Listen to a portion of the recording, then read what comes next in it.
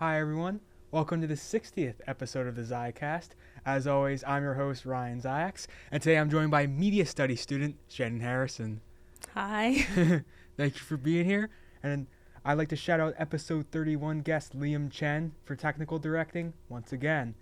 So Shannan, here I interview my friends, get to know them better, and I'm excited to get to know more about you. So how about you start things off by telling us a bit about yourself? Yeah. So I'm a fourth year media studies major and film and television minor. I work for intramurals. I'm a supervisor there. I'm also part of Women in Film. I also, another job that I do on campus is I help produce episodes for Professor Place, Katie Place. Thank you for listening, her podcast. So, yeah. Awesome. And we both go to Quinnipiac University Yeah. in Connecticut. Right. And also, where are you from? I'm from New York. I'm from Westchester, New York. Yeah. So it's about like an hour and a half drive from here. Not bad. Interesting. Yeah. All right, so kick things off. I'd like to ask you, what drew you to focus on media studies and what you enjoy about it? Well, what drew me to focus on media studies is actually my parents. I didn't know what major to pick when coming to college, and my parents are like, oh, I think you'd really be good in communications. So like I like went on the Quinnipiac website and like looked under communications, like the different, groups of study that they have. And I'm like, oh, media studies like seems really interesting because I feel like you can, like after college, you can like get into a lot of stuff with that. Like it's you have like a variety of things kind of. Interesting. Can you give us, or kind of elaborate for us, what media studies entails? Yeah, okay. So it's just like learning about like different trends like that are going on in media. Like you can go into like broadcasting or like, I know this is like news and television. It's more like that's like my minor, film and television. Yeah. But you can go into that. Like news reporting. I did an internship 2 summers ago with a social media marketing company. So like I basically did their online, like I was in charge of their Instagram posting and like TikTok and coming up with content ideas and then going around and filming for their clients. So I guess social media marketing, you can get into that. I don't really like it personally, but I'm glad I did it. Yeah. Because I know I don't like it. Yeah. What don't you like about it? Well, at that point in my life, maybe I like tried to like get off of like Instagram and TikTok, and I had to download it back for that job. So maybe that is kind of interfered with it. But that's just not what I want to do. I think. I don't know. Yeah, so you did like a social media cleanse and then had to get it back. And it drew you back in. Yeah. So you're a film, television, and media arts minor. So there's definitely an overlap with the two. What do you enjoy about being an FTM minor?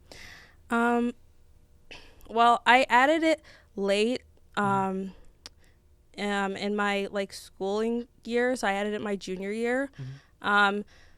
But I'm just like interested, like it's interesting to me like how you can like literally have something like in your mind and then bring it to life on a screen. And like I also like the aspect of like it's like group work, like someone's in charge of the camera and like audio and lighting, and then you like everyone's like working together in a group to like create something. I think that's really cool. So the creative aspects is what draws you to film. What kind of aspects of film do you think you would want to work in potentially? I recently took a writing class with Professor Atkins, David Atkins. I really enjoyed it. So I'd say writing is something that I'm definitely interested in, and also directing. I think it was 2 semesters ago I directed something for Women in Film. And I like learned then that I kind of was into that and I like that. So writing, directing, And then I'm also on, at the moment, the 4+1 track for cinematic production management. So I've been taking like grad classes for like production and producing. So that's something that I kind of want to get into too. Yeah. Interesting. Can you take us into directing a film project for Women in Film, a big film club here on campus? How is that process like? Yeah. So I worked with the producer for that, Julia Schnarr. Yes. She's great. Former Zicast. Yeah. And she like helped me make we started off with like a shot list with it, which before going into that, like I didn't really know how to put together that. So she helped me with that. And then before that, I wrote some of the script for it too. Like it was a music video, so like it didn't really have like lines, but like I like wrote, you know, what happens in it. Yeah. So kind of putting that through. Oh gosh, what was the question? Oh, just like the process of directing the process film in of general. it. Okay. Yeah, I guess it started off with a shot list, and then I talked to the actors, and then like I also made a Pinterest board kind of for the certain like shots that I wanted and like the styles and like their clothing. It took us 2 days to film it, which is really short. Yeah. And we ended early both times, so I don't know. So good directing. You kept everything on schedule. Yeah. That's what you're saying. Yeah. Awesome. And it's always interesting creating a film with no dialogue. Like it's interesting you noted liking screenwriting, so liking dialogue, and creating a film that's purely visual. Like how were you able to bring that out, would you say? With no dialogue? Yeah, or just like conveying a story visually. Okay. So I think part of that was like the song that we did it to. It was Dark Red by Steve Lacy. Interesting. And that's kind of like a little bit of a creepy song, I would say maybe. So like my idea just came from listening to the song over and over and over again. And then like some ideas like popped into my head. And I would say that it was easier without the dialogue, obviously, because you don't have to worry about like audio and stuff like that. That's a good point. But it's kind of like more challenging to like see what the actors like have going on in their mind, because like you can't, you know, hear them or anything like that, or hear what they're saying. So like you kind of have to like convey it through like their body language or their facial expressions. That's a good point. Yeah. Where like you noted facial expressions, body language. And would you say you're interested in music? And is that kind of why you wanted to create something like a music video? I like listening to music. I don't know if I'm like, yeah, I guess I'm interested in it. I like music. I listen to like all types of genres. Yeah. Interesting. You're not a connoisseur like Liam. Yeah, definitely. I mean, I think that because I think a lot of classes utilize music videos. Obviously, it's not a class, but yeah, it's definitely cool to see like all the things you're able to explore with that for sure. Definitely. And you mentioned also earlier working in podcasting as well. So how about you tell us a bit about that and any other like media studies internships you've done, like you mentioned before? Okay, yeah. So summer 2024, I believe June, is when I applied for like the student podcasting job. And then I got like placed with Professor Place to work on her to work on her podcast with her. So in the beginning, like she just like we both like she shared a bunch of like her ideas with me, and then I came in a couple times into the studio, and then like she would send me and then like I'd edit them like the podcasts on my computer and then post them onto Spotify. So I've been doing that since June. June. But recently I've just been like editing it, and she's just been like sending me her like clips, like and like I think she comes into the studio or she does it like at her house with the microphone. So she just sends it to me and then I edit.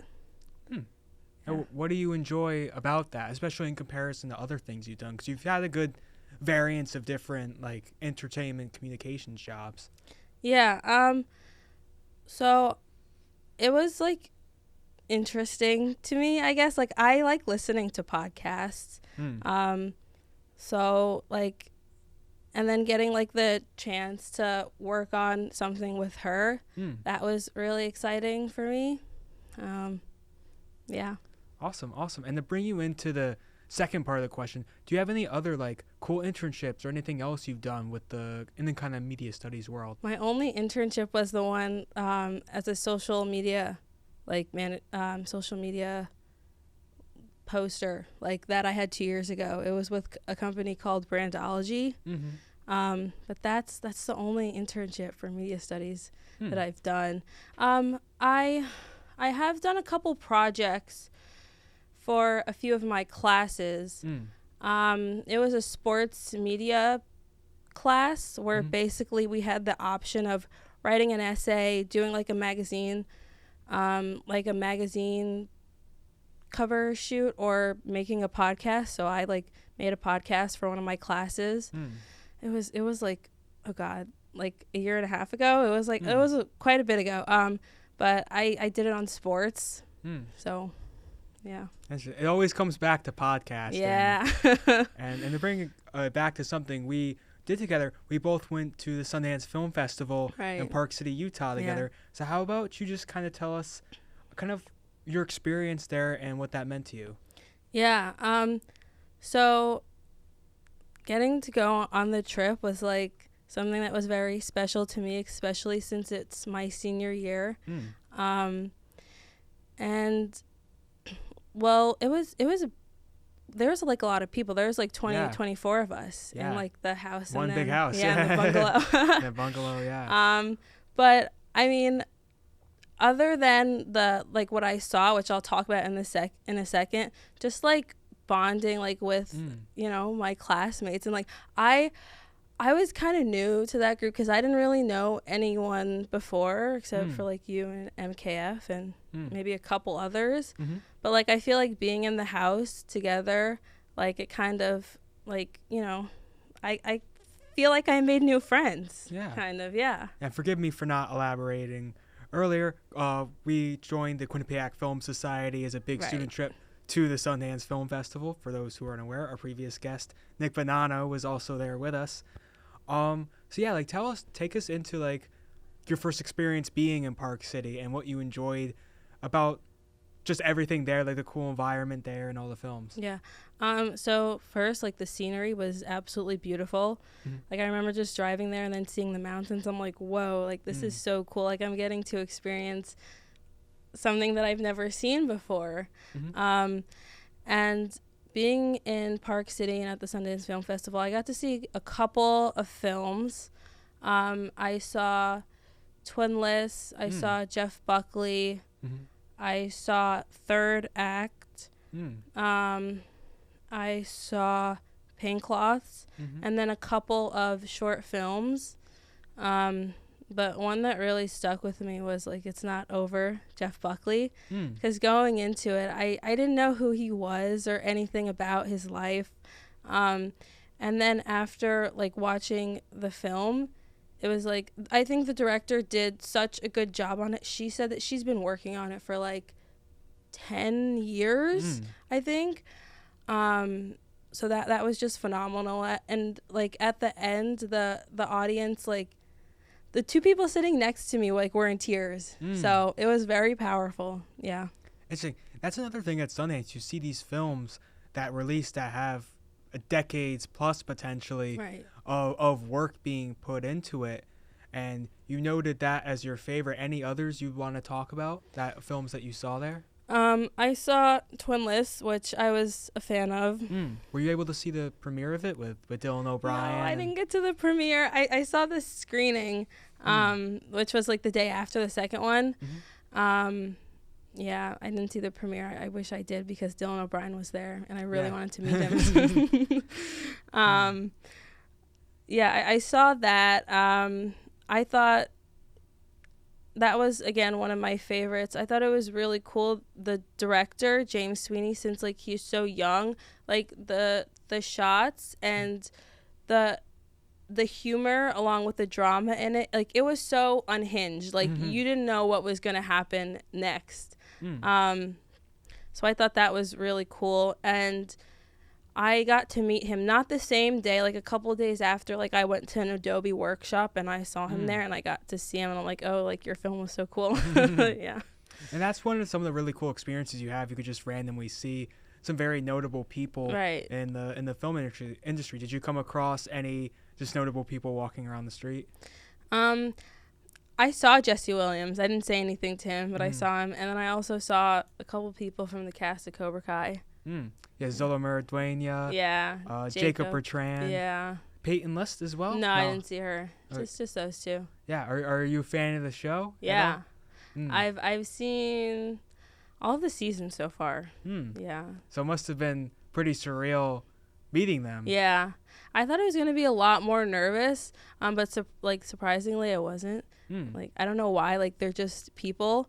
I feel like sometimes, like, we, like, think of celebrities as, like, oh, like, they're unreal. But no, like, they're just actual people who are just, like, doing a job, you know? Like, yeah, and they're there to enjoy the festival. Yeah, right. Just like we are. And you mentioned wanting to join this as a senior to get a cool new experience. With everything you study in media studies and as a film, television, media arts minor, what would you say some of your takeaways are from getting to go to the festival? So from going to the Sundance, like, film festival, I feel like I learned quite a bit, like, about the industry, especially from listening to, like, the directors and the producers and the actors, like, talk after their screenings or premieres, because something that I like that they do there is, like, they engage the audience after like a showing, and you have the chance to ask questions to the directors, the cast, the crew, you know. So yeah. Did you get any to go to Sundance, like, impact your film trajectory at all? Like, what you think you might want to do? Like I said, that I may have wanted to go into producing, which I'm taking a class, creative development, with Professor Buck. And every week we have to, like, read an article. And I read an article, like, about producing, which, like, and it, like, enlightened me on stuff that I never knew anything about. Like, they're always the first to start on the project, and then, like, they're the last to end, because 3 to 5 years, like, after the film, like, they have to file taxes still for it. And then they're sometimes, like, underappreciated, like, compared to the directors. So just, like, reading that, I'm like, oh, you know, it just, like, gave me, like, it just enlightened me. New perspective. Like, yeah. Because I never, a lot of things like that you don't think about, like, paying taxes on the film years after it's released. Right. What other, like, hidden knowledge have you uncovered about, like, producing work? I also took another class last semester. Like, it was basically budgeting, which I'm not a fan of budgeting, because the producer has to, I forgot which producer, because there are multiple producers on a film. But budgeting was, like, a thing that I learned, and it's, like, that is a lot to do, because, like, you have to budget for the actors, for the location, the crew, like, food, housing, flights, and then if an actor is, like, SGA, like, it was a lot of information to break down. Yeah, as I would expect. Yeah. And kind of moving onwards, I'd like to get into some more personal questions. I'd like to ask you, what are some things people might not know about you, like fun facts? Okay, fun facts. At the moment, I'm playing volleyball for the club team at Quinnipiac. Yeah. So that's fun. What position are you? I'm a middle blocker / hitter. Do you want me to, like, to elaborate? Sure, okay. Yeah. So basically my job is to block and hit, basically, and have, like, a good kind of connection with the setter. Yeah. Awesome. I know you have experience, like you mentioned before, with club intramurals. I know you referee basketball games too, right? Oh, yeah. Tell us a bit about that. How was that experience? Okay, refereeing basketball. I've done that couple times. No, for like a couple years, because this is my 3rd year in intramurals. For now coming up like 3 years. In the beginning, it was kind of nerve-wracking, not gonna lie, because basketball is our most intense sport. Yeah. It's very male-dominated. But I've played basketball also, so I like knew the rules going in, which I think was pretty helpful. But it's just like sometimes the games are like very fast-paced, so you have to know what you're talking about, and even if you make a wrong call, just be confident in your call, or else like you will get eaten alive out there. So. It's ruthless. Yeah, it's ruthless. Intramural. Oh yeah. Quinnipiac basketball. Yeah. And like, how many sports have you been able to find yourself in here? Like reffing, or Just in general, or like playing or reffing, or kind of both? Oh, okay, both. So I just play volleyball, but I've reffed basketball, volleyball, dodgeball, a little bit of soccer, one game of flag football. I don't really know the flag football rules that well. Yeah. Any favorites? Volleyball. Volleyball. Oh, yeah. Evidently. Right. Yeah. I'm kind of curious though. What does reffing dodgeball involve? That's a good point. That is a great question. Yeah. So you and your other ref, like, here's the court. You and your other ref, like, go on opposite sides, and you kind of like look at one side the whole time, and like the other ref looks at the other one, or you can like, you know, switch off. But like, if someone gets hit with the ball, you just go, you're out, and make sure they get off the court. It's simple. Yeah. And then you set up the sudden death round. Yeah. I would love that. Like, as a ref, like, you know, it's not like basketball where you got to like make all these complicated calls and stuff. You just point at someone and say, you're out. You're out. Just make sure they leave the court. Exactly, yeah. Awesome. Moving onwards, I'd like to ask you, so you mentioned playing volleyball, liking volleyball. What's one thing you love and one thing you strongly dislike? One thing I love, I love my dog. Well, my brother's dog. His name is Bimmer. He's an Aussie Doodle. Yeah. He's named after, you know, like the BMW Beamer. Okay. Yeah, but he's Bimmer. Bimmer. Yeah. He's so cute. My brother took him to move to Florida with him, since he is his dog technically. So he's been there for 5 months. And I miss him. So I love Bimmer. Bimmer. Yeah. Awesome. And what's one thing you strongly dislike? Something I strongly dislike. Oh gosh, I have an answer, but I feel like it's not good. It's an answer. Oh god, like people who like double park and just take up 2 parking spots. That's a valid one, because that's very relatable. I second that one. Yeah. Absolutely. Yeah. That might be one of the best answers so far. It's definitely one of the most like I mentioned before, relatable ones that you can find. Or like I was driving to see my grandmother who lives in an assisted living facility, and there was like no parking. Okay, there was like one left, and then I go to the end and then I see it, and then this dude double parked, and I'm like, what the hell? Like now where am I gonna go? So I had to like wait a couple minutes until someone moved. Yeah, that was just very annoying. I got you to raise your voice so you could see how intense it feels you. But yeah, it's something that we've all experienced. And moving onwards to something more hopeful, I'd ask you, what are some of your hopes and dreams professionally or in general? Okay, some of my hopes and dreams. Okay, yeah, this is a good question. Yeah. I definitely want to say, like, professionally, I want to do something in film. I like watching documentaries. Like when we went to Sundance, I saw like 3. And I made one for like a class before. So awesome. Yeah, I like documentaries. I may want to get into that line of work. And also, like I mentioned, I think getting into like film or anything like that would be something that I am definitely interested in. Also, I want to like travel too in the future, you know, like especially while we're young, like in our 20s, just to like see the world, because like we just got like we're in our 20s, we just got here. Like I want to like see everything, you know. We've already seen Park City, Utah, Right. and Hamden, Connecticut. Yeah. So you have 2 down. That's off our bucket list. Yeah. Any particular spots you'd like to find yourself? I want to go to Greece, and also France, which we're going. So yeah, for the Cannes. Yeah. Because you and I will be going to the Cannes Film Festival, Right. biggest film festival in the world in France. So that's something to look forward to and be very excited about. Right. Yeah. So those 2. I also want to go to Jamaica. I went for the summer, but I'd like to go again. It was very fun. Maybe like a longer stay? Yeah. Yeah. Interesting. So a bigger bucket list, bigger than Hamden, Connecticut. Yeah. And we talked about movies a lot, so I'd like to ask you, what are some of your favorite movies?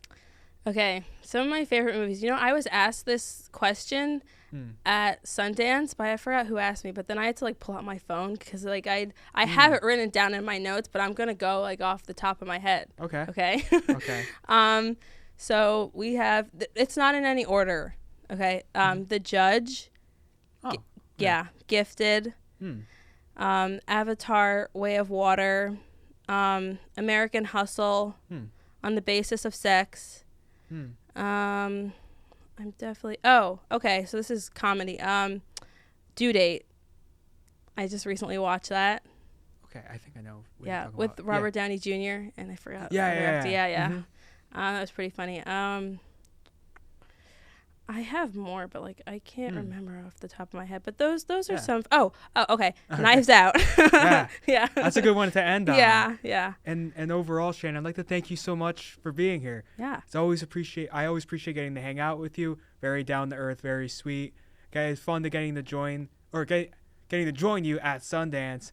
And I just appreciate you being here, and I'm hyped to see what you'll do in this cool communications field. Yeah. Thank you so much for having me. Of course. And as always, this is Ryan Zicast for the Zicast, where everyone has a story. Signing off. Thank you so much for watching.